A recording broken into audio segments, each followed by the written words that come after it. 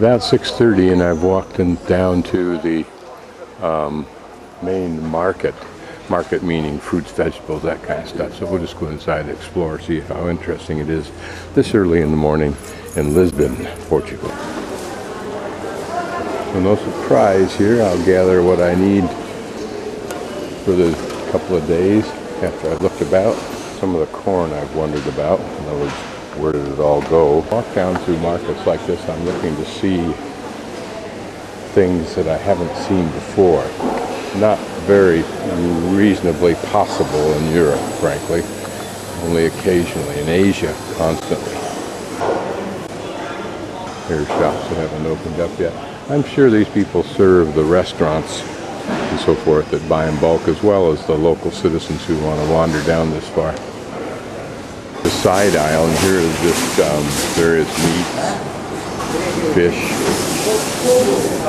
Again, the tremendous fish import, but I don't know how much they actually get versus how much they actually import, because they destroyed their cod industry, and so now they're left with importing that from other places. Things an American housewife would not only never expect to see, but wouldn't have a clue what to do with.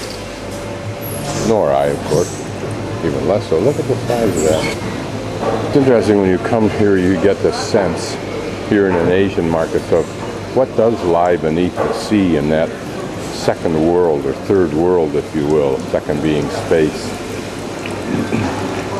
And to destroy this by overfishing it is so foolhardy.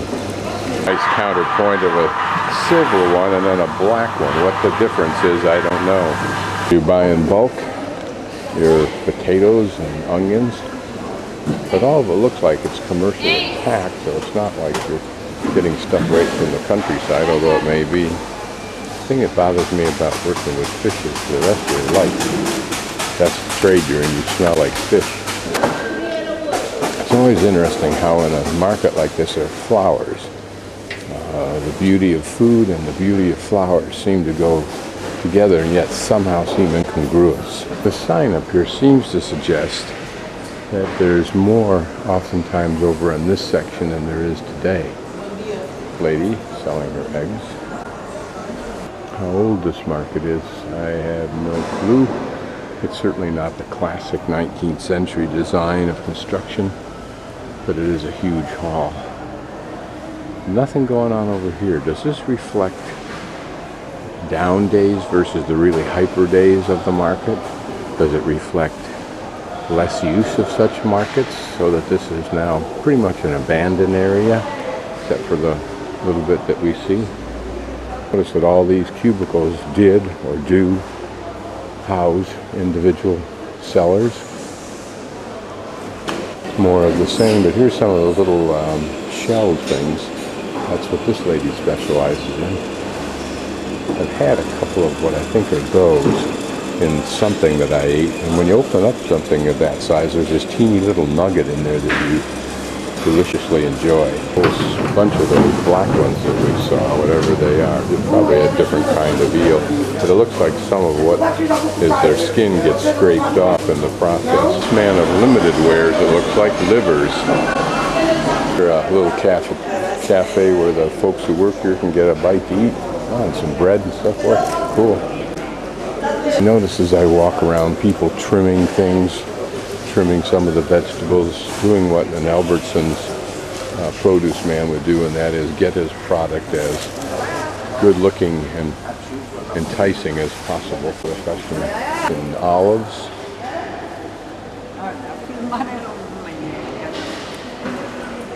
Various kinds of garlic and onions, maybe specialty items. Now going back into the older section, at least the hallway in between, again another large, well, fairly decent sized section of flowers. Notice that here there's just a little bit of differences when you look at this large bouquet. That flower there, those little assemblies there, just enough to make it different, plus the small little blossoms. What would these be for? Parties, weddings, things like that? Same here.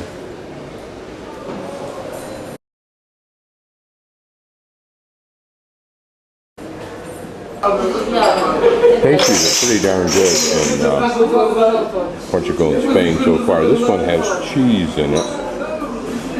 This is healthier than what I would normally eat, which is agua con gas, and that'll start my early morning. Now 7 o'clock. This is a drink of Portugal and Spain. Very intense coffee, and you mix some sugar with it to kind of take away the harsh bitterness. You notice there's not much in that cup. And here on the outside are more shops. The sun's just about coming up. It could be a nice day.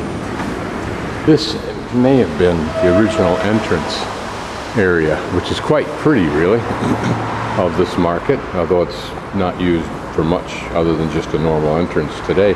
But notice the tile work all the way around.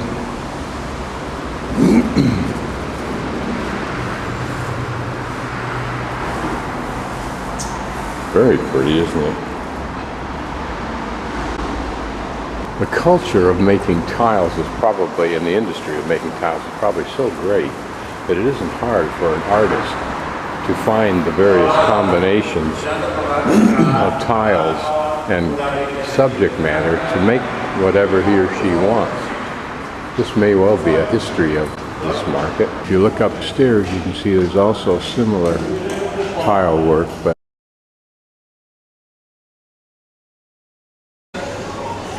that is the metro station there behind us. Not those old buildings, but back further. As well as apparently a ferry terminal. And I'll just pan around my first glimpse of the waterfront of Lisbon.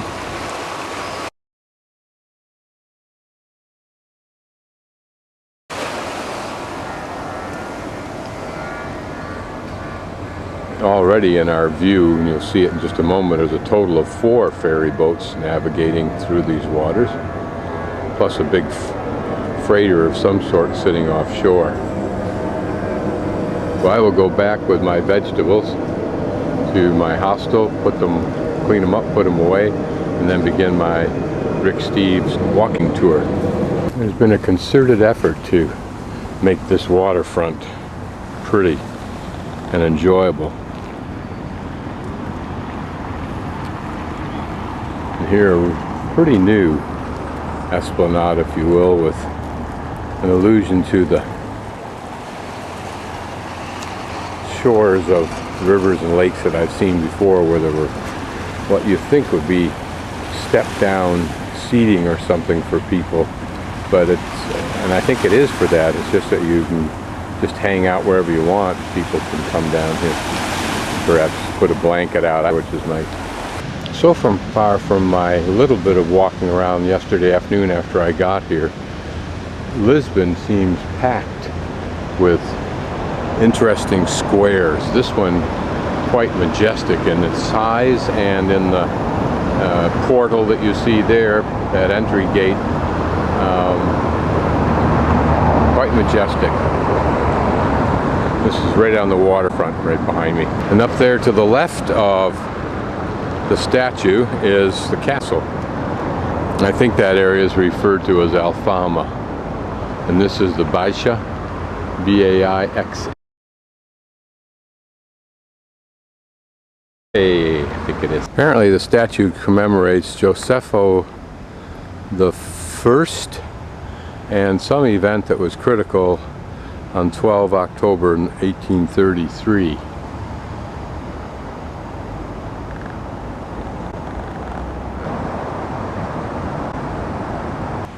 All throughout this area are streets like the one ahead of us, with shops and restaurants and pastry shops. The curse of Portugal and Spain are pastry shops.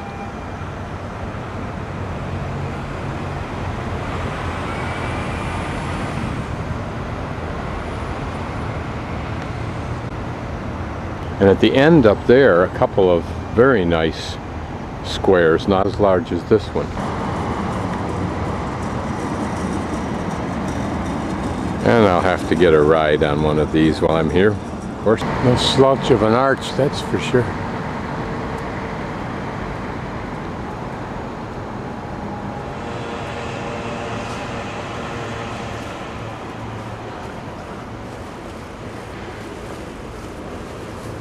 And my house is still just a block away. Here's the very 19th century looking elevator. Don't know whether I'm taking this up or bypassing.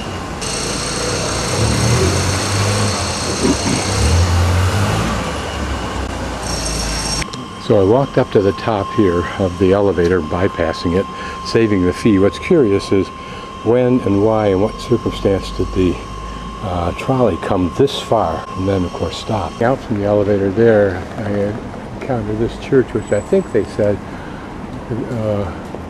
Sorio was telling me this morning is abandoned. The roof has fallen in, and you can see that the upper part is all gone.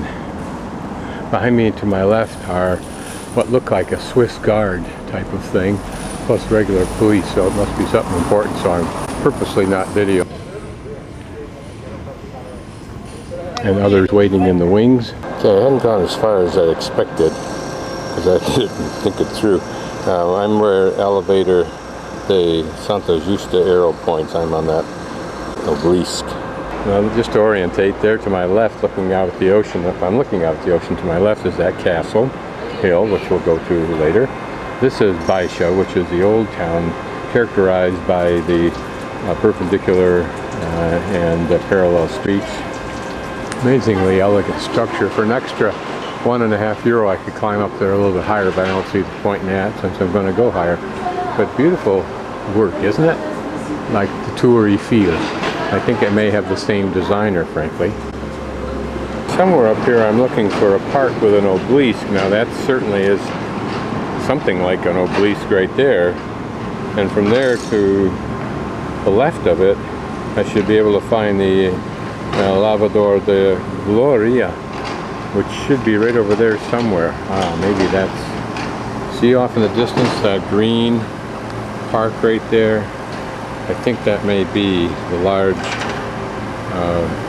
Restaurantes, which is the name of a very wide street. So I want to move from the elevator in the lower right up to the Elevador da Gloria in the upper middle, where the obelisk is almost dead center right now at the top. Another view of some excavation or restoration, at least of the foundation of the old church. And there's some archaeological work exposing earlier foundations. Get a better view of what would have been the altar portion of the nave.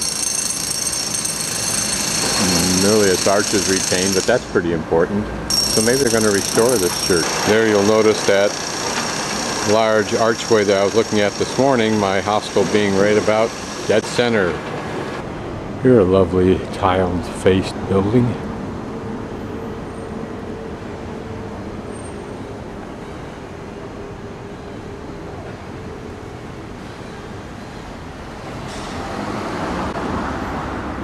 And nearby, Teatro da Trinidad.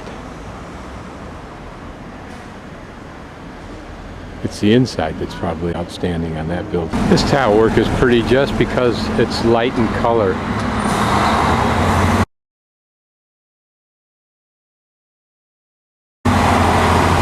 Here we're at the top of the Funicular. Unfortunately, the car has been all graffitiized. If I had found it in the first place, I would have walked up or down. Now I'll walk back down it. I'm almost at our route. And here's a pretty park in the Miradouro that we're going to. Miradouro meaning a viewpoint. So here we are at Miradouro de São Pedro de Alcântara viewpoint.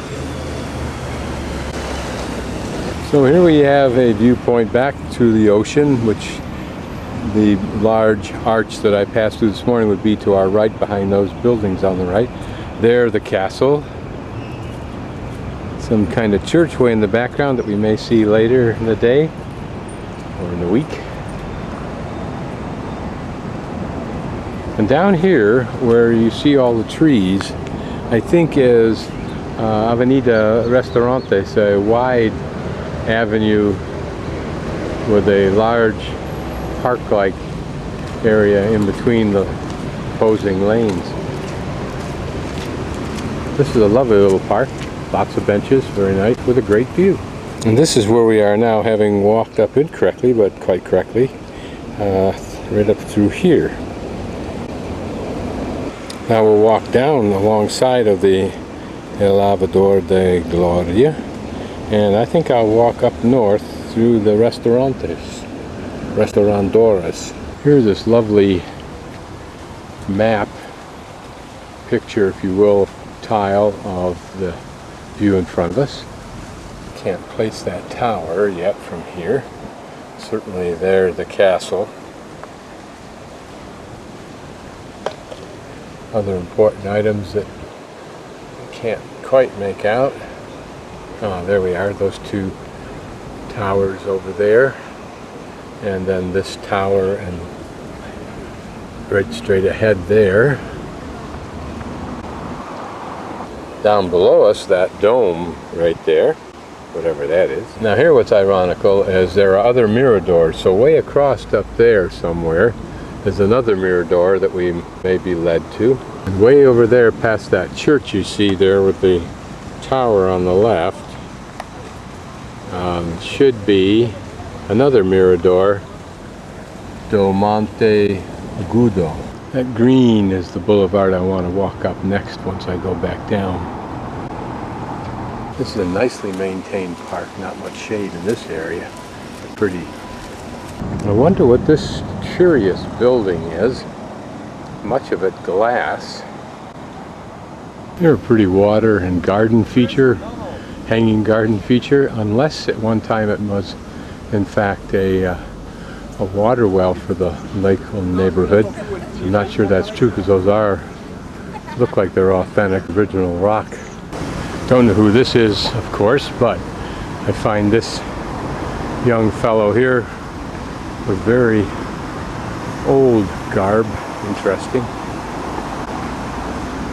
Again, a paper boy. Very pretty doorway.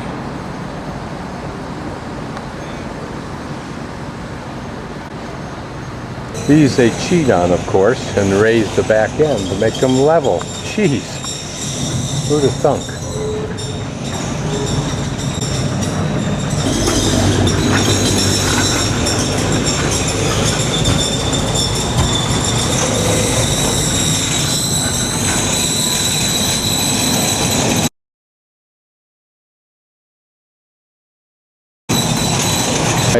I think we're looking back down Praça do Restaurandouro or something like that towards the Baixa, and now I want to walk up this parkway, which is, I think, Rua de Restaurantos Doros or whatever it is. So here we are, and where I'm at, my condo or apartment is right down in there, and we've walked over in this area here, and now I'm going to go up to one of these, but I can't see which one it is. On both sides of the street. Looking back down past these two flying lion figures. In this block, a completely different tone. Trees seem to be different, more open, and yet still with this garden format here and some interesting cave-like features. I imagine all these sections have some kind of a theme. Lisbon so far appears to be a very pretty, old, vibrant city.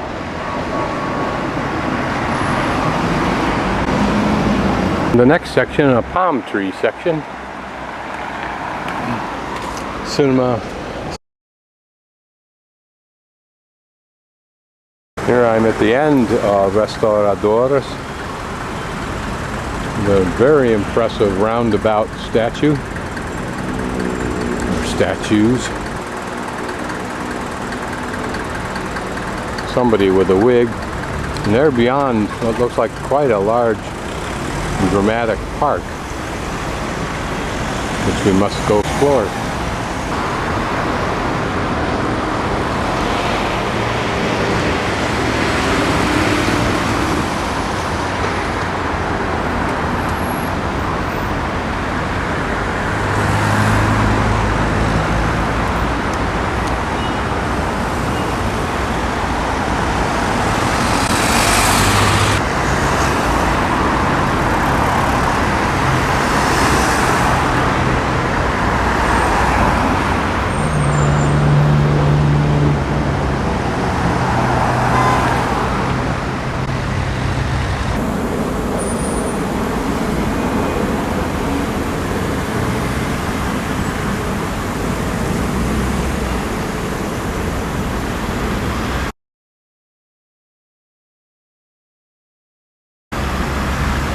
Beautiful place to enjoy this first day of sun, as that lady is doing.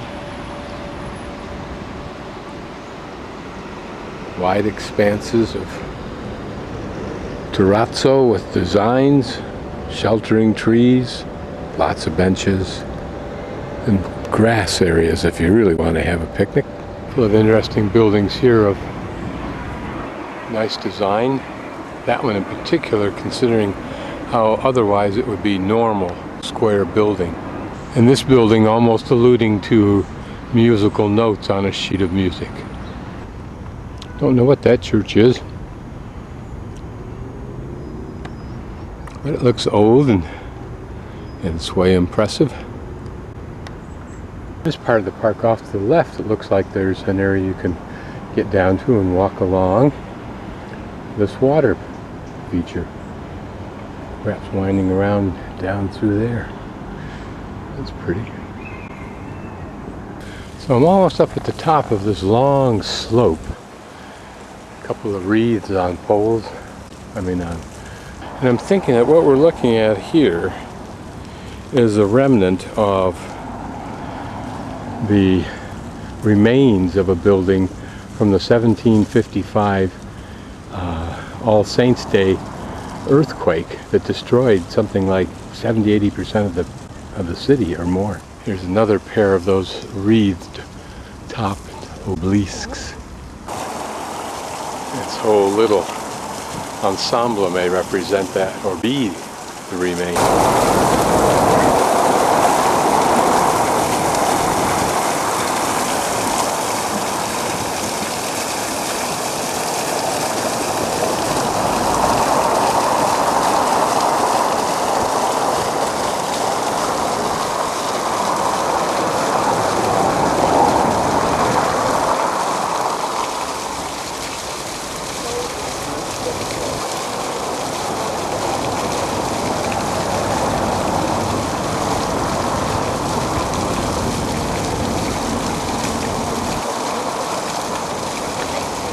Down beyond that, the Baixa and the water.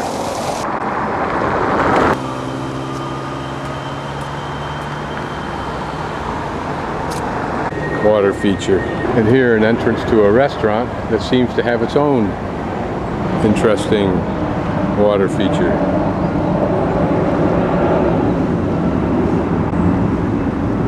Here's a view looking downhill, if it makes any difference visually.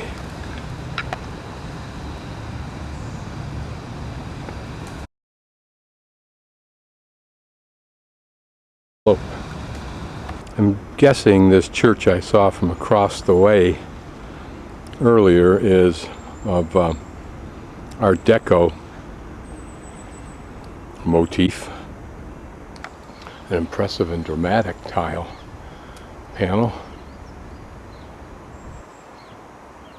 showing some kind of great watery tempest, dealing with Portuguese history, no doubt dealing with the Muslims. Well, the other side pretty much defeated there. A man on his horse, dead, both. Here a man seeking probably protection from being slaughtered. Here a victorious horseman with his horse standing on a fallen enemy horse, no doubt. And here perhaps clicking their lances in celebration.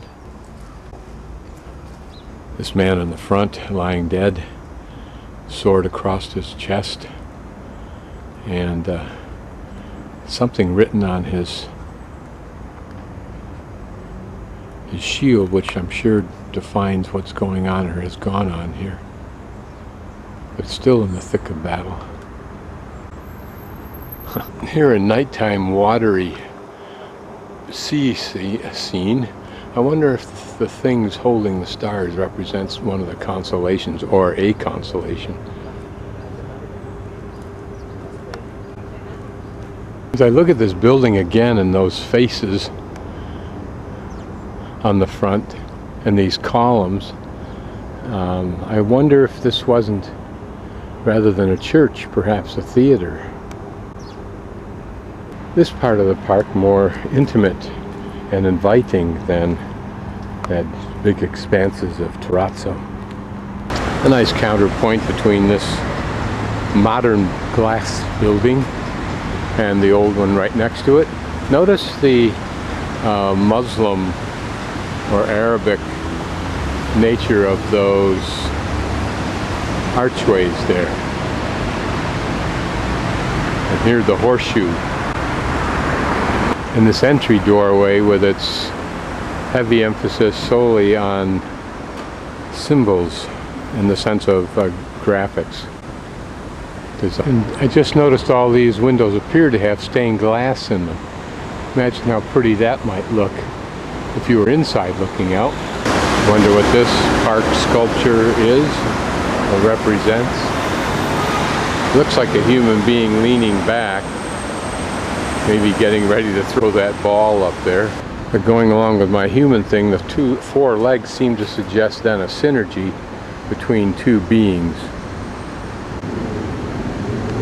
Here a pretty window, a pretty building with bay windows and that lovely metal sculpture work for railings. How nice those would be as office or home if you like living in the city. Living proof that people actually use those balconies, even if they are smokers. This is Teatro Tivoli, which from the look of the outside posters means ballet.